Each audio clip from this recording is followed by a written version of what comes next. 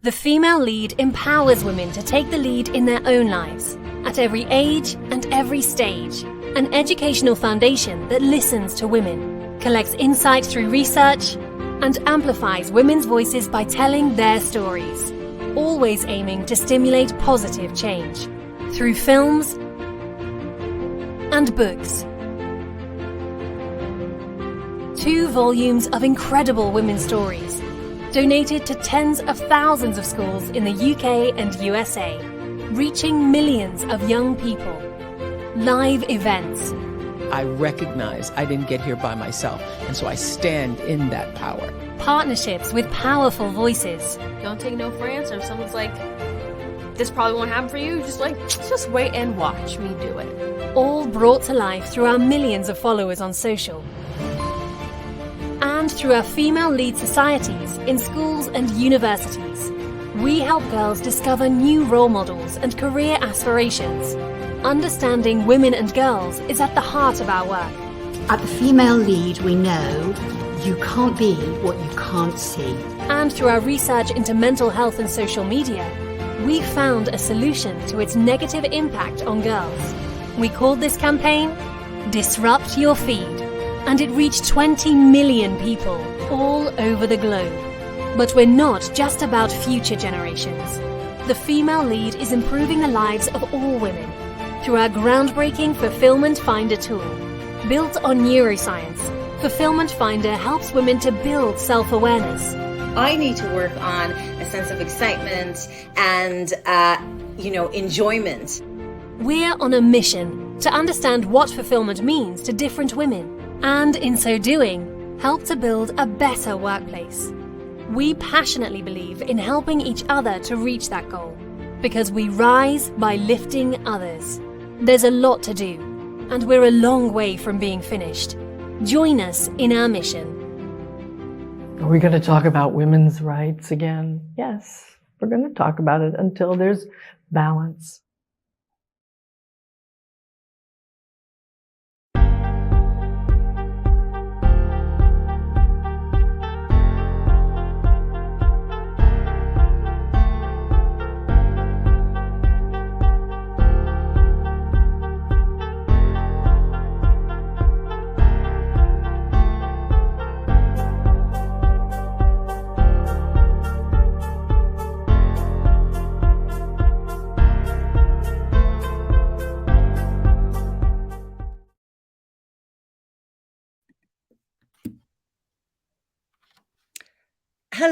Hello everyone. Welcome to our LinkedIn Live. What are we going to be talking about today? We are going to be talking about, we are going to challenge you don't have imposter syndrome. So this is an original tack, a brilliant tack, and we're going to be talking to the amazing Lauren Currie. Welcome, Lauren. Let me say a few words to introduce you. I'm the I could get my words out, sorry. I'm the founder of the Female Lead. I hope you will ask questions through this session. We will come to them as we always do at the end. They're always valued, and I know that you all have good and strong opinions, so we welcome them. Let me tell you about Lauren. She is the founder of UPFRONT. It's an organization that's dedicated to changing confidence, visibility, and power for 1 million women, which is a great cause, great challenge. She spent the last 7 years as chair of the wonderful Pregnant Then Screwed. And that was very much dedicated to ending maternity discrimination. She was awarded an OBE for her services to diversity and named as one of the UK's top businesswomen under 35 by Management Today. Well done, Lauren. Amazing. And we're going to be talking in this session, we're going to be talking imposter syndrome, we're going to be talking confidence, and we're going to be talking about how UPFRONT has worked out a path and lots of useful tools to tackle this. So without further ado, let me say again, welcome, Lauren. And let's start with a question. Let's go. Let's go. So I think you said to me, and I just want you to say a few more words about this, that the problem isn't that women aren't confident. It's that confidence in women isn't rewarded in our world today. Can you talk to me a little bit about that? Yes, I would love to. And thank you for such a warm welcome. I am over the moon to be here with you, Edwina, and to be collaborating with the female leads. And your question really neatly captures our strapline. You'll see it on our website and on all our materials. We say we're here to change confidence, not women. Because I think the truth is that women and girls, we are all born with all the confidence that we need. We are born with joy and hope and playfulness and creativity and audacity and boldness. And then as we grow older, and as we move through girlhood into womanhood, we get very clear messages from the systems that we live in, that we play in, that we learn in, that we work in, that we are not good enough. And that being bold and being audacious and being hopeful is not a good idea. And so we learn from a very young age to squash those traits. And that is, I think, one of the flaws that breaks my heart in how we see this idea of confidence is that so many of us, women and girls all over the world, are going through our days thinking that it's our fault that this feels so hard. Yeah. That it's our fault that we're crippled with self-doubt and low self-esteem and lack of self-belief. And of course, our individuality and we have agency, we have a part to play. But the dominant part comes from society. It comes from the systemic oppressive forces that we live in. And so when we show confidence, we are punished. And that's what we want to change. And I guess, we've not yet worked out, what does confidence look like and sound like for women? Because sometimes the words that are used to describe confident women aren't always very nice, are they? It's sort of, we kind of draw back from, being ambitious or challenging. And some of those words are very much about us having the excitement and the goals that we want to reach. 100%. And I think it's so fascinating to me that the word confidence evokes such a response in people. Because I think it's so misunderstood. There are so many myths we need to bust around this idea of confidence, because we are taught that you either have it or you don't.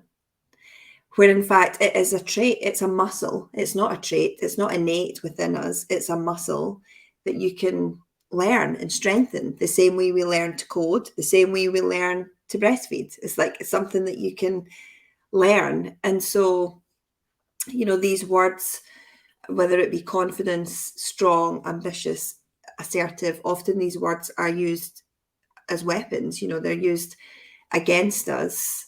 And I think for me, and I'm sure I would love to hear your story in the chat, because I know all the women in our community have their story, where you'll have a story that you remember of when you were told that your confidence was wrong. Mm-hmm. That you were told that you're doing it wrong. So my story is very much around the idea of being too much. Growing up in the west coast of Scotland, near Glasgow, being constantly told that I was too much and I had to be smaller, be quieter. Some of you in the audience will have been told to speak up more, be louder. So many of us get this feedback, especially in a professional capacity, where it's actually extremely unhelpful, because actually what they mean is you're not being confident in the way that I understand what confidence is, and I want you to be more like me. Mm. And of course, that's when prejudice and bias and sexism and racism can really overtake those situations. So we need to, that's why we at UpFront, we call it a revolution. It's like we want to blow up what we think the confidence is. It looks different for everybody, and it looks different for me and you, depending on where we are and what we're doing and how we're presenting to the world and what mood we're in and what happened yesterday. It's all very, it ebbs and flows. Because you can have days where you come in and you think, I can conquer the world. I'm so excited. And actually, the last thing you want on days like that is to be told, go away and be quiet. Is this, Lauren, what leads to imposter syndrome? How do the two relate to each other? Oh, imposter syndrome is the word of the year, I think, for Instagram. It's become such a trendy phrase, I think. I keep seeing it everywhere. And it's like we can't go to a space that's focused on women's development without seeing the how to overcome imposter syndrome workshop. And I know that's what we're going to get into. And I think they're inherently linked, because when you start a conversation about confidence and you reflect on your own relationship with confidence, you start to think about where you have it and where that feels strong and powerful. And you think about where you don't have it and where you want more, and where you have the self-awareness that you are holding yourself back, that there are limiting beliefs there, that there is self-doubt, there's procrastination, there's self-sabotage, all those things that we all know and love very well. And so often that gets labeled kind of in this big messy bucket of imposter syndrome, which, would suggest that we have a medical condition. It's something that has become pathologized, which, I think is why, Edwina, we decided to make that the topic of our conversation tonight, because I think it's time for us to really question that and look at that and really think critically about, how is this holding women back? Like, is this very grand, vague label of imposter syndrome has it just become yet another tool to halt women's progress? Because I think once something is named, there is a danger that it brings some shame with it, which is the most dreadful kind of label to attach to something. I feel, having had a very challenging career, there have been times where you doubt yourself, but I always felt that they were what made you work harder and spur you on, because sometimes I think being a little insecure does make you try harder, and sometimes that brings new energy and new focus to something. So I think labeling something bad is probably pretty dangerous, because in my book, that kind of feeling of, God, am I going to be great today because it's a really important day? That can make you reach higher and be better. It's not necessarily a fault, is it? No, and I think you make such a valid point, which I think is often missing from the kind of imposter syndrome narrative, which is self-doubt is really normal. Feeling insecure is super normal. Like, discomfort is a natural reaction to pushing yourself outside your comfort zone, to challenging the status quo. It's like, if you are operating in spaces that were not built for you, then you are going to feel like an imposter. Like, that's a very normal response. And I think it's, the academic pair who came up with what they called the imposter phenomenon, they're in their 80s now.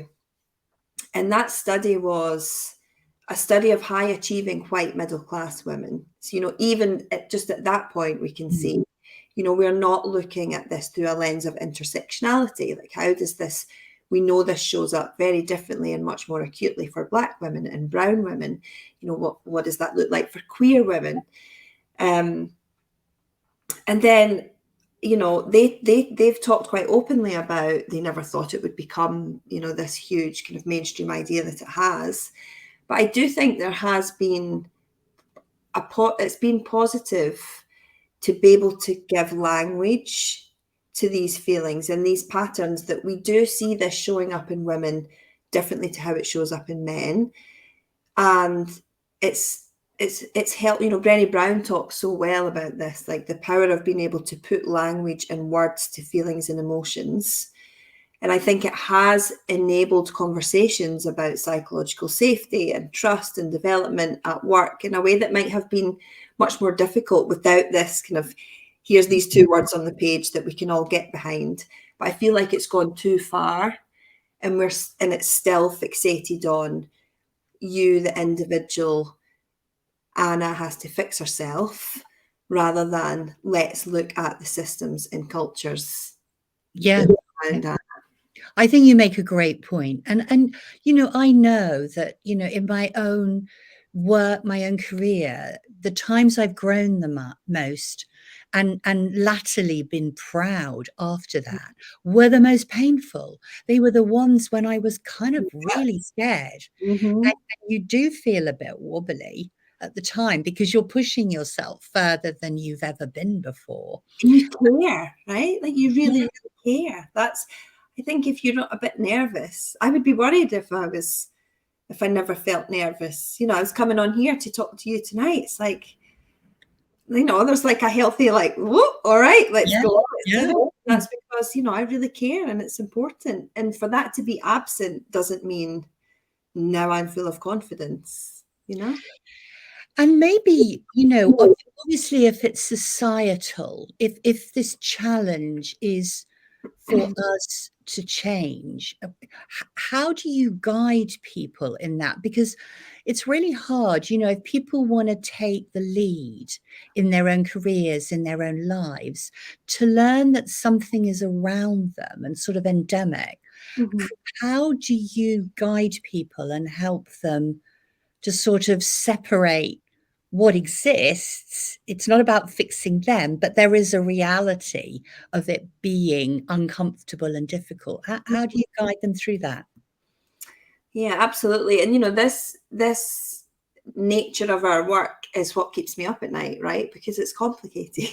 And it's like if we're saying 82% of women have reported having feelings of imposter syndrome, you know, even that is a nod to the idea that this can't be individual. Like there can't be 82% of us having these feelings if it's not linked to structural inequality in some way. Like that statistic really lends itself to this idea.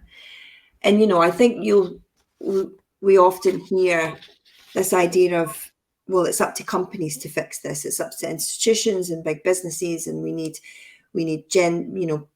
fair pay, and we need maternity leave, and all of those things are valid and true. However, and this is, I think, where we focus it up front, it's this Venn diagram of the individual person and their agency and cultures and systems. Because when you talk about companies, it's companies that need to fix this. What are companies made up of? Individual people. So I think it's about taking, you know, being aware of your circle of influence. And this is about, you know, parenting, for example, is a huge part of this. How do we break this cycle for the next generation of our daughters so that they are thinking and understanding confidence in a different way? And then how we show up at work, in our teams, in our organizations, in our communities. And so you can have a direct effect on that. It's like individual behavior change at scale. That's what culture change is, right? And so we put emphasis on, if you join our community and you take part in an upfront course, you will make tremendous progress as the individual that you are, but you are doing that with a much wider horizon of how is this affecting all the other systems in communities and spaces that I'm part of. And I think that's how we do it, alongside, you know, hardcore campaigning that people like Pregnant Then Screwed are doing, because the foundations of equity need to exist for this, you know, colossal shift to happen. Because as your video said, like, we've got a lot of work to do. We're still I mean, it doesn't matter how much progress we think we've made, that there is still a long way to go. And, you know, I mean, I feel sort of really, I'm going to ask questions in a minute, guys. So if you can warm those up, that would be really great. Lauren, Lauren is behind the scenes, ready. I guess what worries me slightly is there a sense that allowing yourself to be labeled with imposter syndrome, having people vocalizing that, you know, when you're working in your workplace, that doesn't feel awfully helpful? Is there a kind of complicit thing going on here? I mean, is it something we should try and pull back from ourselves? Yes, I think, you know, if I want folk to take one thing away from this conversation tonight with you, Edwina, it's this idea of questioning the concept. Yep. You know, it's questioning also the validity and the weight that we have given to this concept in our own lives and in our own minds, but also in our work. And so when that conversation happens in a professional capacity, I think there is a risk that, you know, let's say from a manager's perspective, it is much easier for me to label you as somebody who has imposter syndrome rather than look at how is my organization supporting women to thrive? What is our flexible working policy?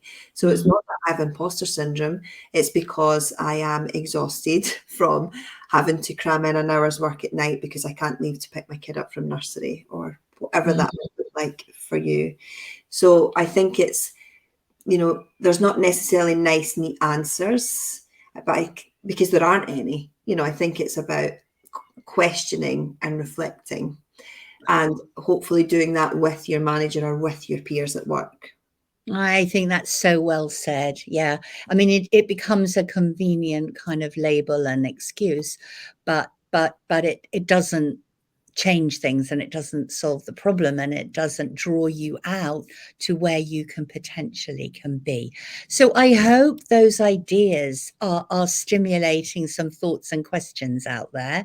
And I think, when we've gone through the questions, you know, we're going to share with you the thing that the female lead have worked on to actually bring this out as a kind of joint kind of program with UPFRONT, which we're really excited about, because we think, you know, anything that is going to help people be stronger, be bolder, be more confident is going to be massively helpful. But please, guys, will you ask your questions? Lauren, do you want to put sorry, it's hard having two Laurens now, forgive me.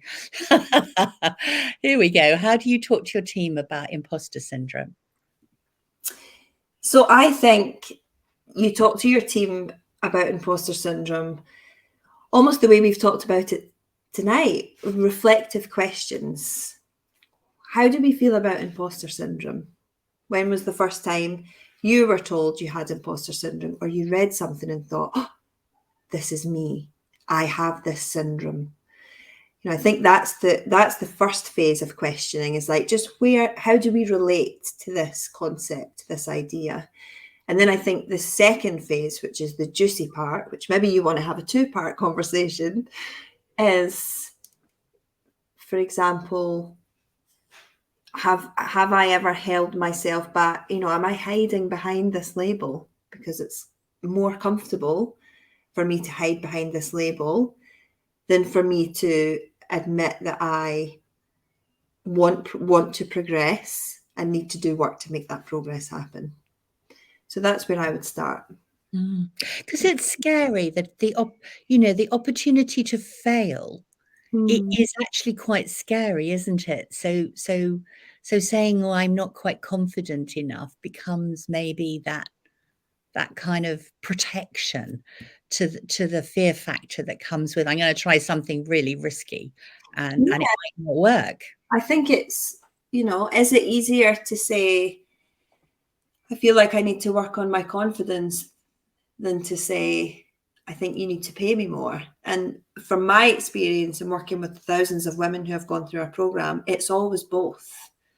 Right. I don't think it's one or the other. I think we've seen a big trend of focusing on the individual, which, I think we're starting to acknowledge that that's not helpful. So it's like, let's think of this in a more systemic way. And now we're going the other way where it's like, okay, companies need to fix this.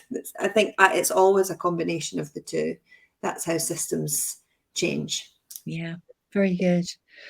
Eloise here says, I'd love to understand how you both have dealt with injustices at work you believe have been associated with your gender. Oh, yeah, that's a big old question, isn't it? Yes. I bet you could write a book about this, Edwina. You should go first. I could. I honestly could. I think, do you know what I really believe? I think when you are working, you have to have a sense of humor, because some of the things that people say to you are so silly and so annoying that you just have to let them bounce off you. If you took them all seriously, I think you wouldn't feel like coming into work sometimes. And once you reduce them to what an idiot thing to say, or what an unhelpful thing to say, or an unkind thing to say, once you say that to yourself, you kind of lose some of the power from it. It happens all the time. And my one thought would be, always have to believe in the power of you coming through and actually showing what you're capable of. And I always see it as a bit of a challenge, a bit of fun. And when people say ridiculous things, treat it as ridiculous. That would be my thought, and it's guided me so far. Yeah, I think it's a question that we'll all have stories around. I'm sure we've all got a story to tell. And I think, for me, probably ageism and classism, I think, has affected me more than sexism. And I think that's mostly because I started my first business when I was 23 and haven't really stopped. I had 2 very short periods of employment in that period. So for the most of my career, I have been running my own companies, building my own teams. And that means that I get to design the culture, and I get to instill the values, and I get to choose the people that I spend my day with. But for me, it's the external relationships that come with being a founder and a chief exec. Most of our clients that we are supporting are organizations that are run by men. Often I get asked to speak at conferences. When UPFRONT first started in 2016, I was always applying to speak at conferences. We have to talk about gender inequality. I want to talk about women. And many of them laughed me off the phone. It's like, this was just not something that we even had language to talk about in 2016. And I think for me, it has been, sometimes I see it as that was a reminder that I am challenging the status quo, that I am doing things differently. And that feels really great and exciting and fulfilling. And so I, like you said, I try and flip it to, I know Cindy Gallop talks about, well, let me fucking show you. That's our strap line in those moments of, I'm going to take this and use it as fuel to show you the truth and to prove you wrong. Oh, that's really, really good. Do we have time for one more question? Yes, lovely, Christine, thank you. Someone brought up language at work in emails. Our conversations with other employees. Women are expected to use a lot more nice words. And I'm so grateful, and I really appreciate it. If you could kindly, what do you think? And how does this impact our imposter syndrome? What's the solution? I love this question? Yeah, it's a great question, and we have a whole module on language in our course that Edwina and I are going to talk about in a moment. And I think this question really articulates a big part of this, the original part of our conversation, which was, you know, where does our relationship with confidence stem from, and why do we need to change that? And a huge part of that is our conditioning to be nice. You know, from a very young age, girls are taught that it is our job and our place to be nice, and we become so addicted to wanting to be liked and wanting everybody to like us. And so I've never heard of people being asked explicitly to use that language at work. You know, that is just, I mean, sexist. Are they asking men to do the same thing? I think what they're doing there is reinforcing this very negative, unhelpful stereotype of it as a woman's job to mother, to be nice, to keep the peace, to make sure everybody's happy. And so I think it directly is going to play into your sense of, what's my role here? Do I belong here? Do I have power? Do I have influence? Why am I being treated differently to my male colleagues? And I would really encourage you to push back on that request. You know, where has this come from? Is everybody in the organisation being asked to use this language, and why? Because it's not something that I feel comfortable with. Yeah. And it is so easy to fall into that. Could you just spare me a few moments? It's the just word, isn't it? Yeah. Dismissive. Yeah, we've all been guilty of using it. Look, we've run out of time, guys. I'm so sorry. Let me finish by saying this is just the beginning. We are, you know, we don't really advertise on the Female Lead. We're a charity. We reach out. All our content is free. We've met up front. We've met Lauren. We heard about this 6-week course that she and her team have put together, that's all about growing your self-confidence. And we thought, what a good thing that some of you might be lucky enough to jump into and be interested in joining. It starts in, I think, a couple of weeks. So it's happening really quickly. And we jumped in when we heard about it. So, you know, we will benefit because upfront are going to give some of their fees for the course to the Female Lead, which is really great, and we're delighted for that. So if you are interested and you would like to learn some more, you can go to this website and you can, you know, either you know, strong arm your bosses or anybody who's saying inappropriate things to you and say, right, I'm ready to talk about my imposter, to build my confidence, and here's how. So anyway, I recommend it to you with enthusiasm because I know it's a big subject, and I think it's time we all knew we can control it and we can turn it to our advantage. So, yeah. So I think, Lauren, do you want to say a few more words? Or? Yeah, I would love to kind of reiterate Edwina's invitation. You know, if you've enjoyed our conversation and want more of this, you know, how do you progress as you and also contribute to fixing the broken world that we live in? The Upfront Bond is for you. Bond is the collective noun for a group of women. So we have one cohort every year. This is our 7th cohort. We've had thousands of women from all over the world, from lots and lots of different sectors, lots of different levels of seniority, and you will see incredible results. You know, people in your life will start to notice a shift and a change within just a few days of being part of our program. We start on June 5th, and we would love to welcome you. Brilliant, brilliant. Well, I'm delighted to have met you, to have had some lovely conversations, and to see your work, to watch some of the courses and the videos, which are really super. And thank you to, as always, our brilliant audience who always ask good questions, They Yeah, think great questions. research, always. So thank you to all of you. Thank you, Lauren Currie. Thank Good you. luck with the course and come back soon. Thank you so much. Bye, everybody.